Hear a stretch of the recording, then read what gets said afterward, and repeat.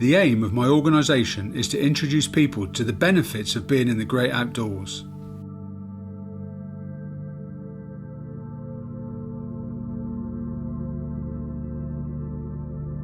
When I take people out, they will have no technology and things can't be done at the flick of a switch. They will therefore be challenged by the environment, their circumstances, themselves, and the activities which they take part in.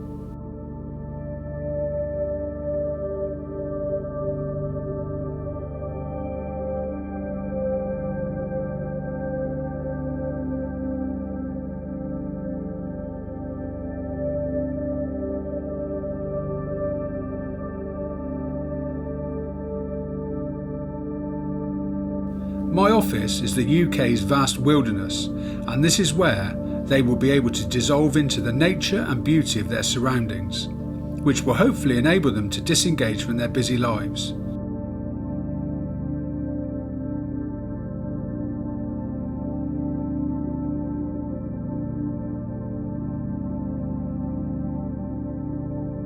My job is to inspire, motivate and encourage people to push themselves to new limits.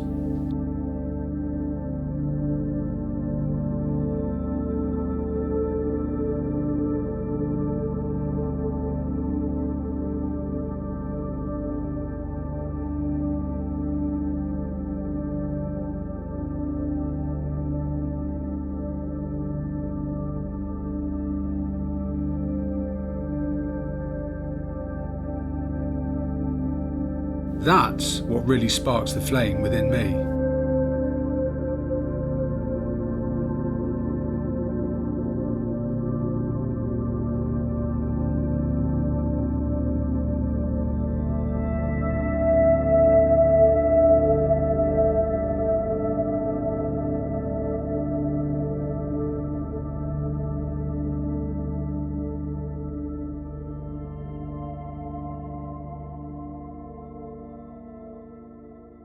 Introducing you to Graham Freeman, the founder of www.freeman.training.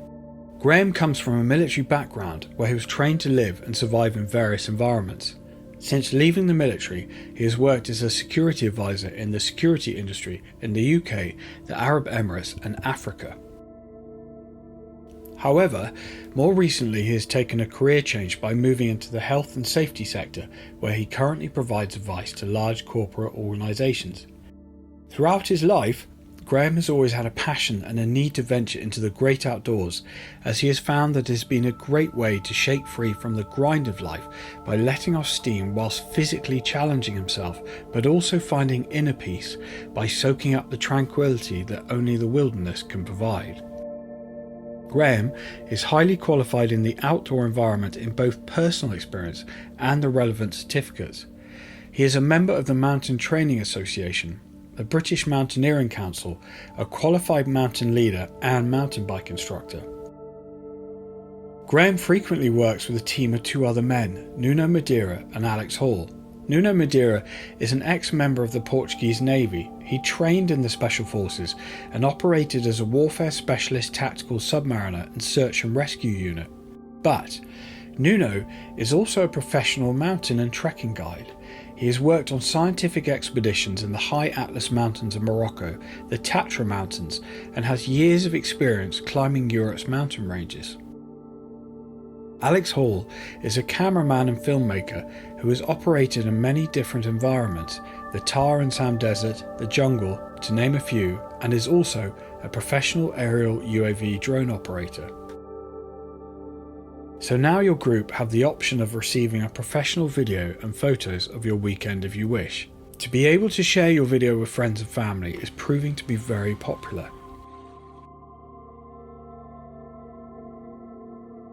Graham's company offers a big range of outdoor activities such as climbing, mountain biking and wild camping. The whole range of these activities is listed on the website. So far, Graham has worked with a variety of different customers from community groups, corporate, stag parties, sports clubs and more. Many of his clients return year after year as they feel the experience is so rewarding to them, and also that it brings individuals closer together within a group during their adventures within the mountains, forests and the rivers. It is important to remember that you choose the season, the activities, and the level of difficulty for your group on your adventures. Some groups like the snowy climbs within Snowdonia in the autumn or winter months, whilst others love to wild camp in the long grass of mountain basins during balmy summer's evenings. Ultimately, the choice is yours. Graham has a very strong knowledge of the Welsh mountains and has the life's experience and navigation skill set to lead a group safely through the dark, the mist, fog, and of course good light. In June 2018, on a very hot weekend, Graham and his staff took the Frampton Cotterell rugby club from Bristol up Snowdon. And here is what they got up to over the weekend. There are several routes to Snowdon Summit: the Pig Track, the Snowdon Ranger Route, Miners Track, just to name a few. For this particular group, Graham has chosen to lead them along the Watkins Path up the southern approach to Snowdon through the Cwmllan Valley Nature Reserve and then to return down the southerly ridgeline of Bwlch Main. On the Friday evening, the group will be led 1 kilometre up through the ancient woodlands and into the First Valley, where here they will be asked to pitch their tents beside the little stream that runs down the valley. The rugby team have no idea what to expect over the next 24 hours. All they are aware of is that they will be going up and down one of the highest peaks in Wales. I just forgot what work is. They don't know. As soon as the team arrives in Nant Gwynedd car park, Graham gathers the men and gives them a safety talk, advises them to cover themselves with mid spray and lets them know what they will need inside their backpacks for now. They have been split into 3 groups, and Graham, Nuno and Alex lead the men up into the woods along the start of the Watkins Path. One man within each group must carry a medicine ball. They are bemused as to the medicine ball's importance. For now, this is simply part of the fun, and it will become apparent later. Do we have any smokers, anything like that? Yeah, please. On arrival at the stream, the men didn't put up their tents, instead choosing to lie in their sleeping bags on ground mats alone. At the end of the day, this was their prerogative. When darkness fell and the teams were more settled, Graham and Alex were silently creeping around wearing night vision goggles with the intent to steal the 3 medicine balls back off each man tasked to guard them within the groups. Despite years of skill, an arced route around the clients and stealthily creeping up to the stream bank at waist level, Graham and Alex never retrieved the medicine balls from their respective guards. However, this may have been because almost every man was still awake, probably due to excitement and the apprehension of what lay ahead. Except for one man who dutifully fell asleep with his head on the ball itself. Shortly after midnight, all the clients are gathered together beside the little stream and immerse themselves fully under the water. Because of the very hot summer we are having so far, the water is surprisingly warm, almost lukewarm, and certainly not shocking. The idea of this is that it sharpens the men's mind and senses for walking further into the night. How do you feel about your swim?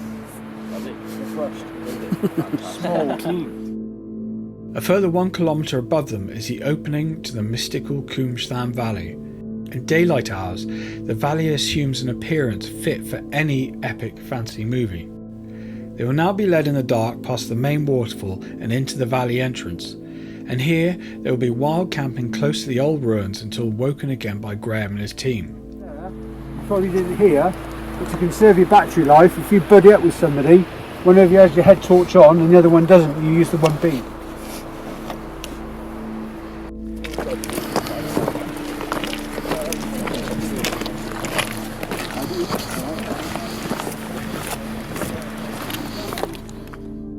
At 3 AM in the morning, the thought of erecting tents is totally abandoned again, and the clients happily pass out within their sleeping bags. It's 5:30 AM. Alex is tasked to wake up all the clients on the valley basin. It was a warm, pleasant night, and naturally there's a gentle moisture within the long grass on the valley floor. We quickly return to the car park for a short breakfast and to reload backpacks for the day's trek up Snowdon. Who needs brushing your teeth? You just need a Mars bar. The morning way of brushing your teeth. Best way to start the day. Aye.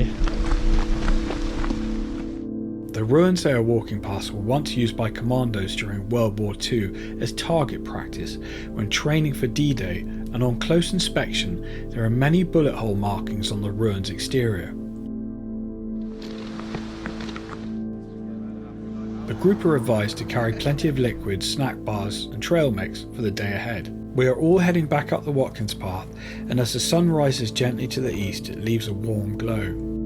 Only a few hundred metres from where they first slept by the stream, the groups are made to stop at the base of the old disused incline ramp. In older times, a small gauge tram track met the top of the ramp where the tram ran to the slate quarries that once operated at the other end of the valley. It is their first task of the day, and the three teams must all scramble up the disused ramp, carefully transporting their medicine balls whilst making sure their colleagues are safe. Oh wow, good though. We'll get a hell of a view. Yeah, cheers guys. Once achieved, the rugby team are led back down the back of the disused incline to where it rejoins the Watkins Path.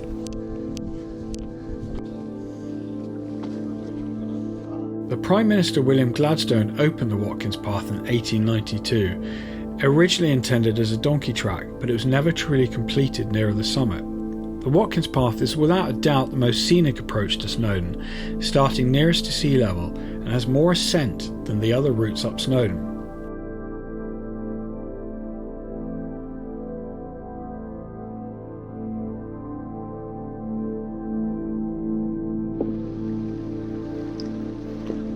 Everyone is now walking past the Gladstone Rock within the Coombsland Valley and heading towards the disused quarries deeper at the end of the valley.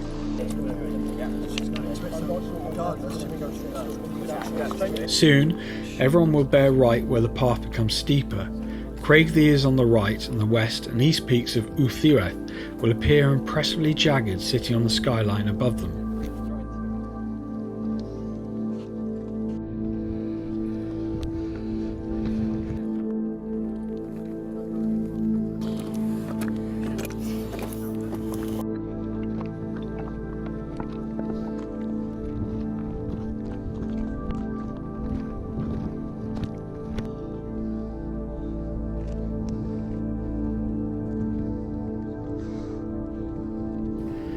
Halfway up, Graham gives the men their second task of the day.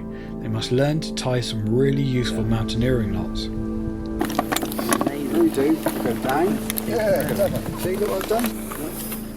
But that, it looks quite, it's an easy knot to let it slip. Graham, Alex and Nuno make sure every individual has got necessary fluids into themselves, and the men all proceed up to the fantastic ridgeline at Bulkilia. Once at the ridgeline, the rugby team relax and Alex launches his TV drone, filming the 360-degree views of the clients, the valley and the neighbouring hills.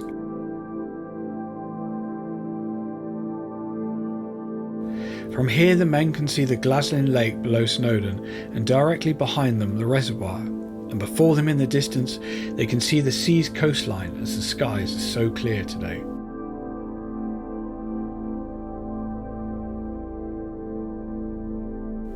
Graham, Alex and Nuno now lead all the men westerly along the Watkins Path just below the ridgeline towards the scree slope.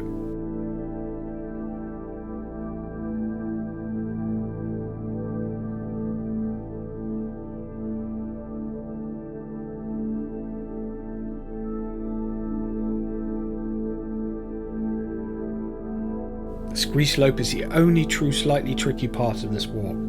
With guidance, the group will have to make small boulder hand grabs and pull themselves up small areas of the scree, sticking to the left of the path. And once at the top of the scree slope, they will arrive at the grassy plateau of the Snowdon Horseshoe. Bearing right again is then an easy 15 minutes walk to Snowdon summit. I am the goat now. Love me. Oh god. We did some of the dirt. I don't know, strange isn't it? Underneath this sort of rock, I guess. Choppers. Absolute belter. Why is that? I don't know, do you reckon? Do you reckon that's to make it easier? Because Because it isn't. It's the summer months and the alien looking cafe is very open.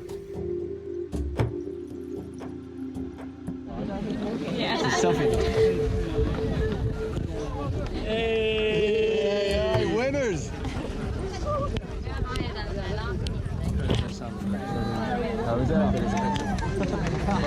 It was video.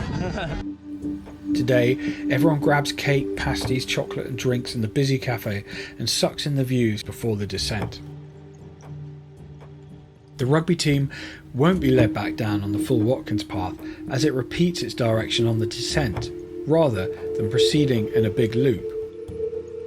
Because of this, the descent gradient is actually much more gentle. To make the day more interesting, Graham and his team are leading the group down the pleasant southerly ridgeline. On their way down this ridgeline, they will see the lakes, steep scree and the coastal estuary to their right hand side in the far distance. Whilst on their immediate left, they will be able to appreciate the expanse of the Watkins route taken earlier in the bowl-shaped Snowdon Valley. Halfway down the southern descent, Graham brings everyone to rest at a little plateau and to set up the third task of the day, the blind man's tent game. What we're doing now is we're doing a communication challenge, which is blind tent making. So we've got two of the team members that are blindfolded and two that aren't blindfolded, and then the two that can see can't touch, but the two that can't see can touch. They've got a 15-minute period to see who builds or who gets through the build process the farthest. Should be pretty straightforward if it's a one-man tent. Hold on, so now let's think about grabbing, looking for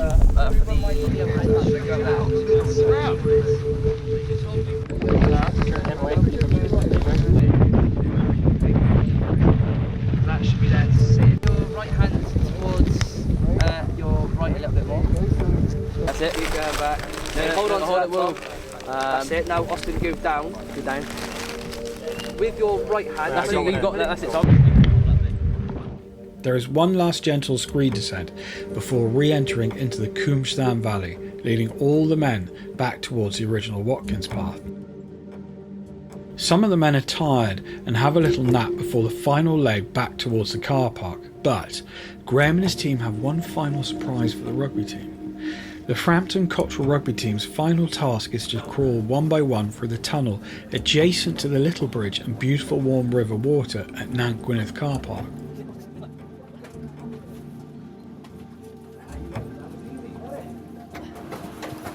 How are the knees?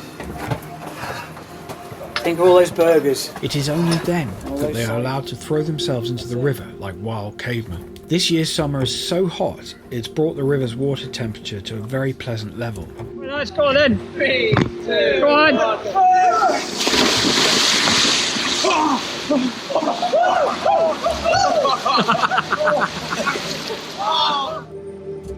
Finally, we all drive back to the Swallow Falls Hotel campsite a few miles down the road, where we pitch tents, shower and crack open beers and cider.